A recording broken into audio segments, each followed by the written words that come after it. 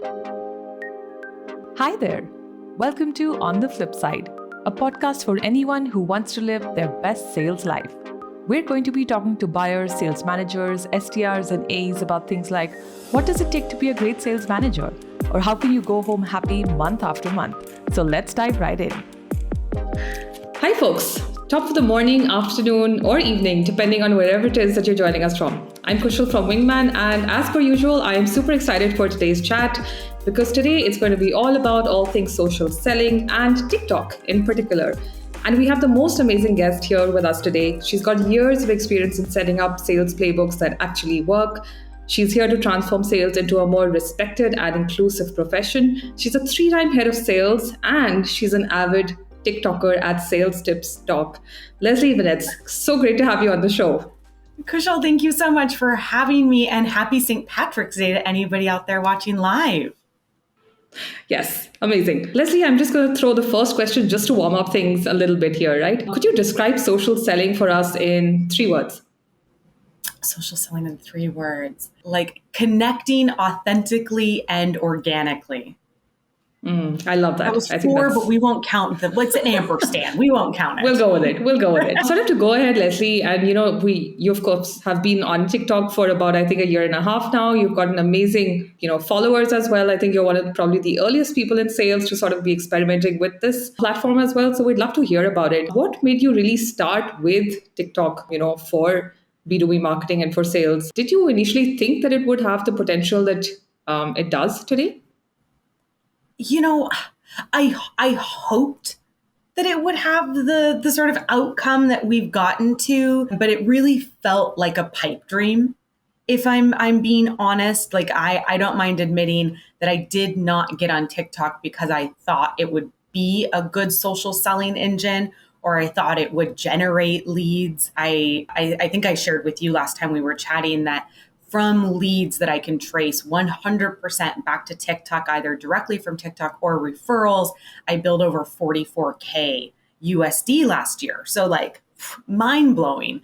But the money's clearly there. Yeah, it's pretty crazy. I don't mind being transparent about the actual amount, because people are like, what, you like sold a couple playbooks? And I'm like, no, I like real dollars. And that was as my side business. That was me turning down clients because I didn't have the capacity to balance both that, additional side work for my passion project and my day job. So we'll see what happens this year as a full-time solopreneur. But the reason I found myself on TikTok was twofold. One, I really wanted to find a platform where I could connect more directly with either new sales professionals or that next generation of sales professionals. And it was really about me wanting to like inspire and educate those folks that were very early in their career, particularly women, particularly people of color, to say like, hey, I know this might be really hard right now. I know firsthand that this space was not created for us, but like, stay strong. We can do this together. So that was a huge motivator. And then it was sort of doubled down by me being really dissatisfied by a lot of the content that was being celebrated on LinkedIn, which was just like a lot of bro culture and a lot of like hustle and grind. And I wake up at 3 a.m. and if you're not winning, you're not trying. And it just, I wasn't buying into that nonsense.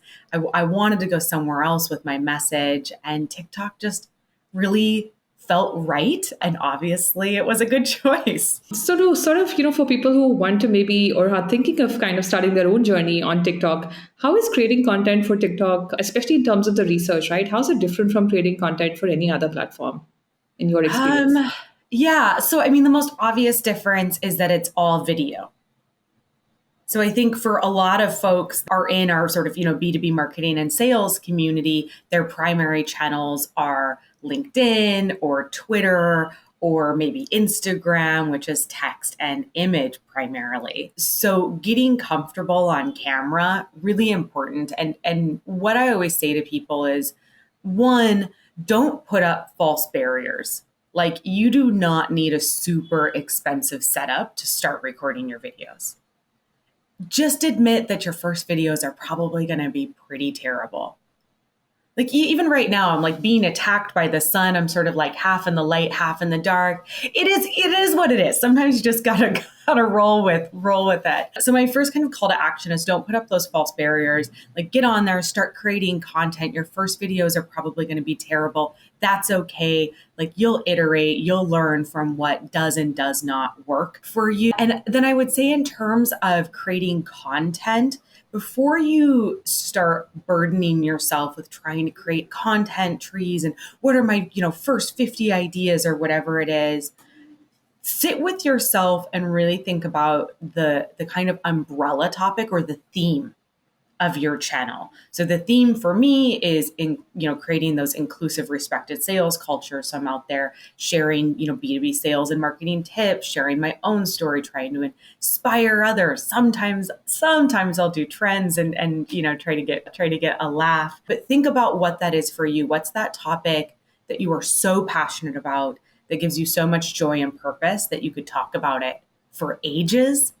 And from there, the creation of your content tree, it becomes a lot easier because it's something you're genuinely excited to talk about and share with others. Leslie, how much time would you estimate you probably spend creating content for TikTok on an average on a weekly or a monthly basis? Yeah, so I batch create my content. I didn't do that at first. And what I mean by batch creation is that I record all of my videos in one sitting, and then I edit them in one sitting as well. I didn't do that at first, and it felt burdensome to be constantly creating content. It took some of the joy away. So if you're like, I want to be on the spur of a moment type of person, like do that if that works for you. But for me, the batch creation works better. So I only create once every 2 to 4 weeks. I'm not sure exactly how much time if I only put TikTok in there, but I was doing some math. I had a chance to join Scott Leese for his Tequila Tuesday. And so I was kind of doing some math with that group. And it's about 40 to 80 hours a month, every single month between TikTok and LinkedIn. And that's recording, editing, and engaging. So it is not a small amount of time. And that's almost 1 week every month, I guess. We like 1 to 2 work weeks every single month just creating free content, which is also why I really push people to find like a channel theme that they're really passionate about that gives them purpose. That might change a little bit if it's like, you're a real estate agent or maybe you're in insurance or you're a founder of your own company and you're creating content with that explicit business purpose. But for me, I had a full-time corporate enterprise sales gig. So I was really just doing it on the side of that, on the side of my side business as sort of like my third. That's a lot of sides. Yeah. Got it. So Leslie, you talked about, sort of editing, shooting your videos and then editing them yourself as well. It would be great to kind of understand what the basic tech stack really for TikTok would look like. What should someone be investing in? So as you get started, feel free to invest in absolutely nothing and edit directly on the app. So I think this is another like barrier that folks put up for themselves, that there is a conception that not only do you have to have a really fancy setup in terms of all your ring lights and your fancy camera and your microphone, whatever, that you do have to have a whole tech stack. But TikTok doesn't want to put any barriers. They want you out there creating content and adding, to their world. So you can record right on your phone. You can record right in the app and you can edit right in the app. If you want to expand after that, there's certainly apps out there that can help you see what the top trending hashtags or sounds are. There's apps. The only one that I use pretty regularly is Captions app, and that's literally the name of it, Captions app, because I think the captions are a lot cleaner than the ones that are native to TikTok. And I really like to make sure I have captions on my videos just for accessibility. There's some external editing apps. I mean, you could certainly do it just in like the iMovie, if you have a Mac, but you really, really don't need to. So I'd say for people starting, don't get caught up in that yet. Just get started. For people that are evolving, figure out what is most important to you. Like, do you want those really, really clean videos? then you're going to have to invest in some editing software. Are you going for that more just like, hey, a thought came to me and here I am, just my face? Then you're probably fine to keep recording right in the app. Leslie, thanks first off for being so transparent and honest about, the sort of tools that people need, right? Like I know a lot of folks will, kind of have people go on a wild Google chase and kind of figure out a lot of these things themselves. So I think it's really cool, that you're so open and so transparent and really so helpful. And I know you've kind of shared this, knowledge across platforms. I've been following you for a while, right? And I think it's that you're sort of opening up, you're really creating this culture, really opening up and helping each other. I think that's really amazing. Also, Leslie, it sounds like maybe the only barrier to getting started with TikTok is actually just overthinking. That's exactly right. And I think that's true, not just for TikTok, but for so many of the things we do, right? Like the number one thing holding us back is that we're probably overthinking it or we're not in the right headspace. So, I mean, one of my personal calls to action that I give myself is just take action. Like just do it, just try it. If it is a raging dumpster fire, whatever. Like you tried it, you don't have to keep doing it. You can erase the videos, but you're not going to make a TikTok video and everybody's going to watch it. And if it's bad, they're going to make fun of you or that's just not I think the reality. But if the viewers maybe we take ourselves too seriously. Yes, that's exactly right, Kushal. And I mean, if the viewers are anything like me, not only do we take ourselves too seriously, but I'm just hugely anxiety ridden, and I like to think 17 steps ahead. Fall asleep. Make things perfect. Yeah, nothing's perfect. You just gotta let it go. I mean, still 18 months in, my videos are hugely imperfect, and that does not stop them from helping people. I think that's really a great way to put it. Who are maybe some of the other TikTokers that you really look up to? And not just TikTokers, creators on LinkedIn as well. Who do you recommend that people really follow? Yeah, so some of my favorite TikTokers, I can start there. So the first person to start talking about B2B sales on TikTok is a guy whose handle is Tech Sales Tom. So shout out to him. When I joined the platform and I was really the second person, he already had 80,000 followers. So he was light years ahead of me. There's another guy called Will Aitken, Aitken, who runs the sales feed channel for Vidyard. He is super, super funny. So check him out. Morgan Ingram, who a lot of people know, who does Muffins with Morgan. He's all over LinkedIn. He recently joined Bilal, but I'm never going to pronounce his name right. Betawry. Bilal Batrawi. Yeah. He just joined. That's a great channel. There's a couple women who just joined, Jenny Anderson, tech sales gal, who's Liz Miller, Heidi Solomon, or joined with the girls who sell. So it's growing. There's a lot of folks who Sam McKenna joined, which is, she's a fan favorite. So just in the last 3 months in Q1 of 22, we've seen a lot of new faces join the Sales Talk community. So come on over. There's space for you as well. Beyond that, I have to give a shout out to two of my mentors, Josh Braun and Andy Paul, who both create tremendous content on LinkedIn. Andy just released a new book that's called Sell Without Selling Out. That is it is good. If you think it's an exaggeration to say a sales book made me emotional, then go check that book out. Also a huge fan of folks like Jason Bay. I think he's incredible. Brandon Flaherty, really wonderful. I mean, I could go on and on. I'm obsessed with our sort of sales talk community. We have some really special women in sales whose voices, I'm in the dark again over here. We have some really special voices of women in sales that are really being amplified. Obviously, Shruti, the founder of Wingman, we had the opportunity to co-author a book that was all about women dominating in B2B sales. So a lot of, I think, really amazing voices of women, particularly women of color, and then a lot of advocates that are really helping to amplify. So I always try to point people in the direction of those people that are doing the work.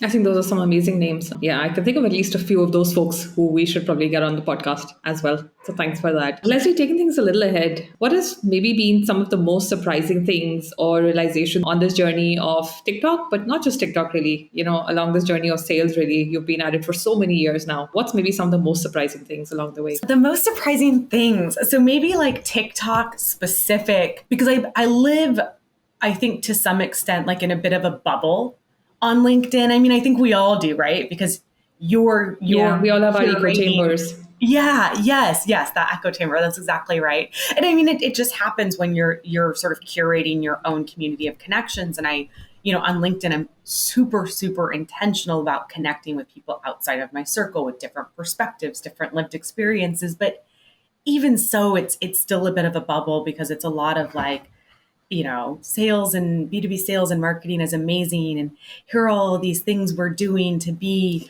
seller centric and buyer centric. And so Are you saying we shouldn't be, Leslie? no, it's great. It's great. But I think I could spend a week on my LinkedIn feed and I could really trick myself into thinking, wow, like all companies care about diversity and inclusion. Like, wow, all of these sellers really get it. Like they've really evolved to meet the needs of the modern buyer. But that is BS. Like it is so not what's actually reflected in the B2B sales and marketing reality. So the answer to your question is like one of the most surprising things for me on TikTok was to get that gut check of how bad people still are, like how much help people still need, like how outdated their techniques are, maybe more importantly, how outdated their mindsets are around sales. And you still see it in like some of the creators that are being celebrated on TikTok. Like I got into a beef with Jordan Belfort, the guy that Wolf of Wall Street is based on, last year, where he called me stupid for suggesting that we like hire with inclusivity in mind.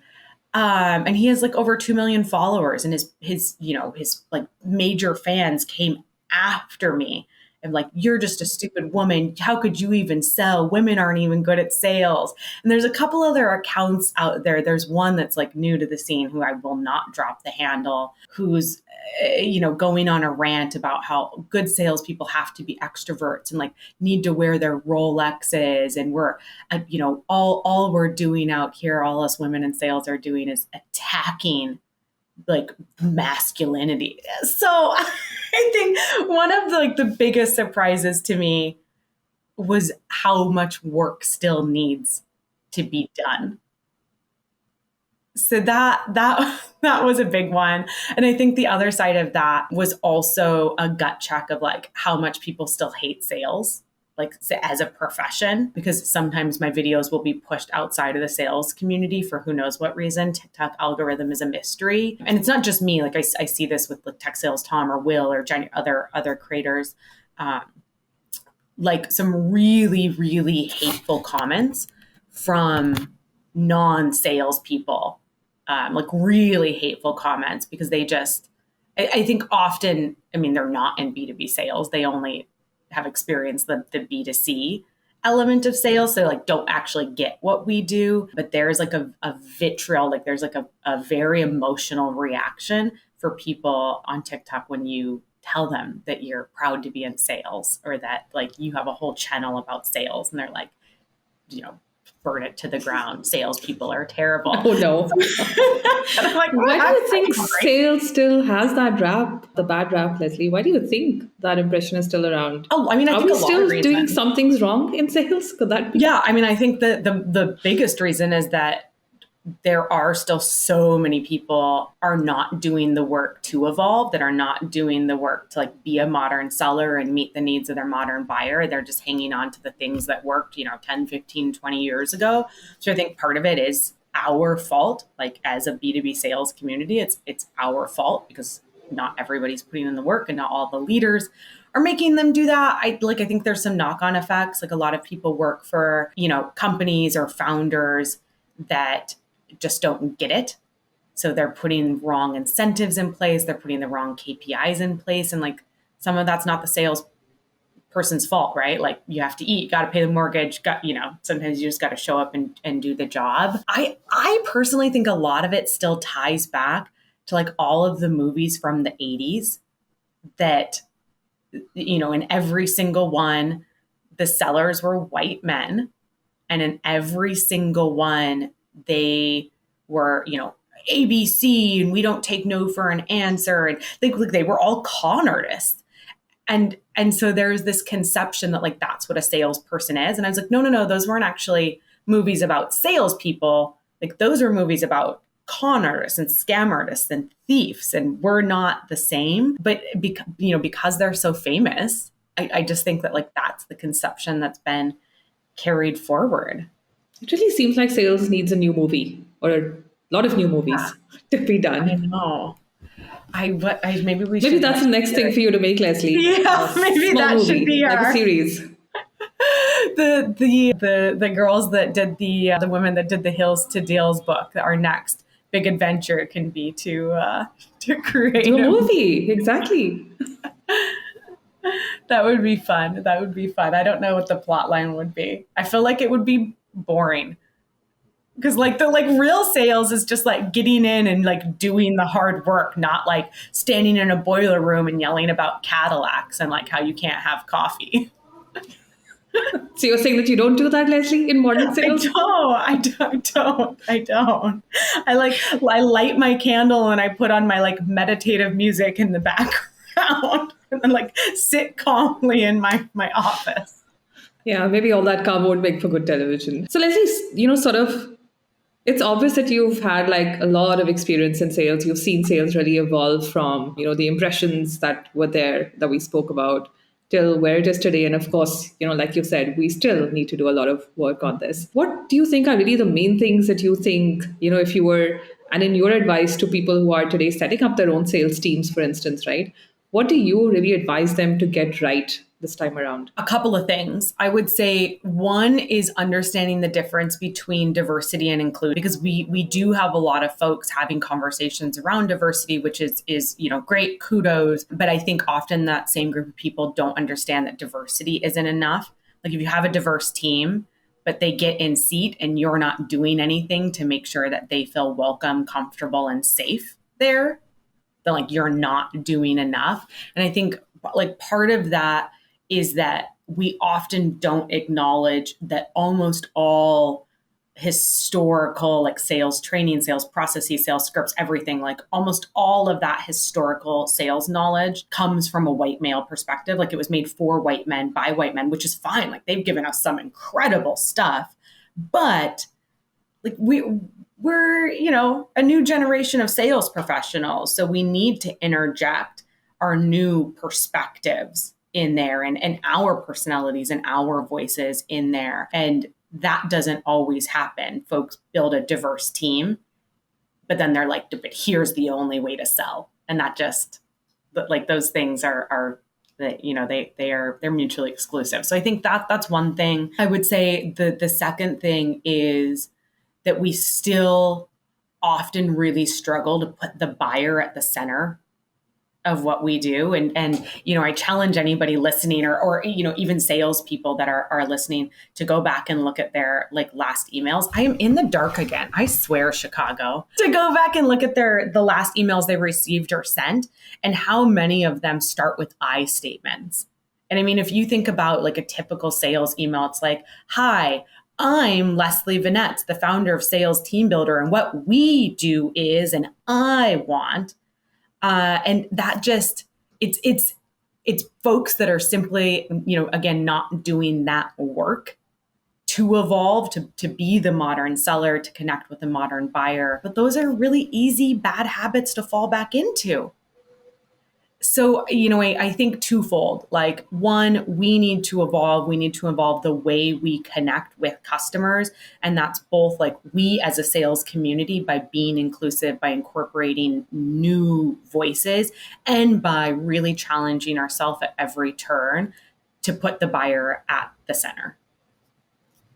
I think those are really two really key points, right? Really bringing in more voices, like you said, making it truly more inclusive, not only to people, but also ways of, doing sales today. And then, of course, kind of, bringing in that fresh thinking and doing all of that other work as well. I'm sure if I go back to my inbox, I will see at least a few emails that I'm incredibly ashamed of sending at some point in the I mean, past. I do it too. Um, Nobody's perfect, right? But it's like, how can we constantly like try to bring ourselves back to those pieces that we know are like the right ways to interact? Leslie, I know we're almost at the end of the segment. I have one, two last really questions for you. One is, of course, what would your advice be, for your younger self? Ooh, my advice for my younger self would be probably like trust your intuition more. Yeah, I think there were a lot of times I moved from Montana to Chicago without a job. I didn't want to go into sales, but I like found a company that I thought was cool and I took a sales job because it was all that was open and I thought I would just go to another job. And so when I got here, like I didn't have any connections in Chicago. I didn't really know anybody that lived like in the big city. I didn't know anybody that was in B2B sales. So I had absolutely no reference points. And the work I was doing often felt bad and felt icky. And that was my intuition. But I was like, oh, I guess this is just what it is. Like, I guess this is just what it's like to have a corporate job. I guess this is just what it's like to work in the big city or work in sales. So I think if I could go back, I would be like, no, you are right. It shouldn't feel this way. Like it's okay if it's uncomfortable because you're learning new things, you're pushing your boundaries, but like it shouldn't feel icky. I think that's an amazing way to sort of put it, to trust your intuition more, to stay away from situations that make you feel icky, or, to learn from them and sort of know that you can do things better. I guess we've all been in those icky situations, right? It's I a think, learning experience. yes, exactly. Leslie, I'd love to also learn more if you could tell us more about Sales Team Builder and what's happening there. Yeah, absolutely. So I'm getting ready for an official launch. I'm so excited. Earlier this week, I actually went and got like new professional headshots taken, which I've never Fancy. done before. I mean, I've had professional headshots, but all of them are the ones where you're like, arms crossed, sort of looking to the side. So I went and got some taken that were a little bit more Leslie, so loud and That's a silly nice and way to put fun. it. Yes. And I'm getting my website redesigned, just got a new logo. So I'm having so much fun in this process of like creating the next, like the Sales Team Builder 2.0. So look out for the proper launch coming the last week of March. But Sales Team Builder is a sales consultancy company. So I primarily do fractional sales support. I come in and help early stage founders bridge the gap when they know they need like leadership strategy, but they aren't quite ready to resource against a full-time head of sales. And then I do some really fun interactive coaching workshops directly with reps because I love to like get my hands in the clay and work directly with salespeople. I love salespeople. So yeah, I'm just out here having a blast. This sounds so exciting, Leslie. I cannot wait to see your Leslie headshots. I'm really going to be waiting for those. Same. Leslie, I know we're almost at the end of the segment. I just have one last question for you, which is sort of a fun part that we play right at the end. It's called wrong words and wrong meanings only. So I'll throw a few terms at you, and you have to give me the wrong meaning for those words. Are you Oh ready my for this one? gosh. I mean, no, but let's do it. Give me a wrong meaning for social selling. Oh, a wrong meaning for social selling. I feel like the first thing that popped into my head was actually like in person, like at a social gathering, and somebody just like throwing all their business cards into the air. That's an interesting image for sure. Yeah. Here's the next one: TikTok for sales. Ooh, TikTok for sales, selling. If you are actively selling, you're doing it wrong. And then that doesn't mean that you can't put like some sales videos out there, but if you get on TikTok only to sell, ugh. And here's the last one: sales playbooks. Sales playbooks. What's a wrong sales playbook? I don't know. The first thing that came into my mind on that one was like people in an actual office and it being built like a football play and like where everybody needs to be in the boiler room for it to be as loud and as chaotic as it possibly could be. That is incredibly funny. Thank you so much, Leslie. I think this has been one of the most fun lives that we've done recently. I've really enjoyed having you as a guest. Thank you so much. Thank you so much. And for everybody that listened, thank you for taking time out of your day to join us. Great. Thanks, folks. We'll catch you again soon. Bye-bye.